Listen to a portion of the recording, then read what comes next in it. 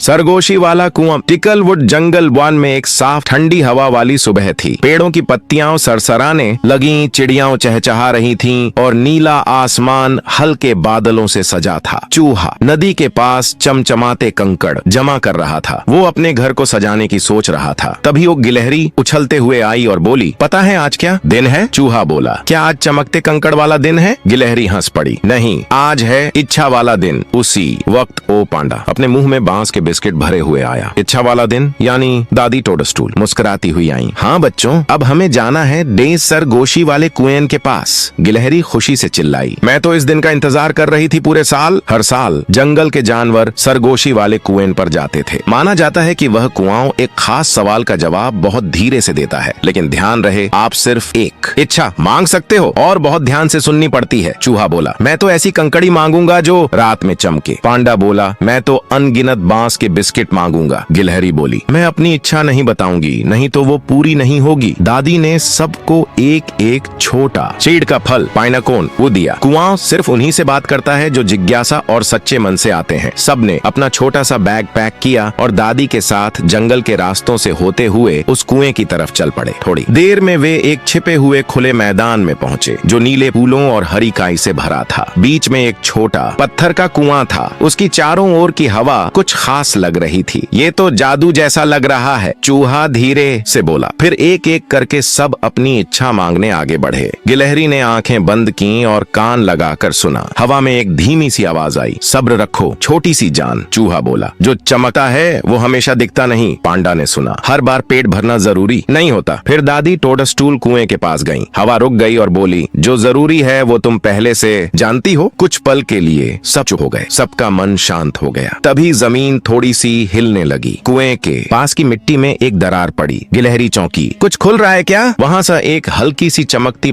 झड़म बाहर आई। चूहा बोला, ये तो जिंदा लग रही है। धीरे धीरे खोदते हुए उन्होंने वहां से एक चमकता हुआ बीजन निकाला। दादी ने चौंकते हुए कहा, ये तो यादों का बीजन है। बहुत साल पहले जंगल का सबसे पुराना पेड़ बिजली से गिर गया था, ये उसी का बीज है। बीज धीरे धीरे धड़कने लगा। पांडा बोला, लगता है कुएं ने हमें ये बीज बोने के लिए चुना है। गिलहरी ने कहा, तो चलो इसे नया घर देते हैं। वे सब जंगल के बीच उस जगह पहुंचे जहां सूरज की किरणें माटी पर नाच रही थीं। वहां उन्होंने वो बीज लगाया और उसके चारों ओर अपने पाइनकोन रख दिए। चूहे ने अपना एक चमकदार कंकड़ भी रखा। पांडा गुनगुनाता रहा और धीरे से मिट्टी दबा रहा था। दादी ने अपनी छड़ी से एक बूंद ओस की गिराई। अब इंतजार करेंगे, उन्होंने मुस्कुराकर कहा। कुछ हफ्तों बाद बीज से धीरे धीरे एक छोटी सी चमकदार नन्ही पौधन निकली। कितनी प्यारी है, गिलहरी बोली, और ये हमारी यादों के साथ बड़ी होगी, दादी ने कहा। सब उस पौधे के नीचे बैठ गए। चूहा बोला, कुएं ने हमें जवाब नहीं दिए, उसने हमें कुछ नया उगाने को दिया है। पांडा ने सिर हिलाया, सबसे अच्छी इच्छाएं वो होती हैं जो हम खुद पूरी करते हैं। वे सब हंसे, गले मिले और डूबते सूरज को निहारते रहे। उन्हें पता था कभी कभी जंगल खुद सबसे प्यारी कहानियां धीरे से सुनाता है। समाप्त।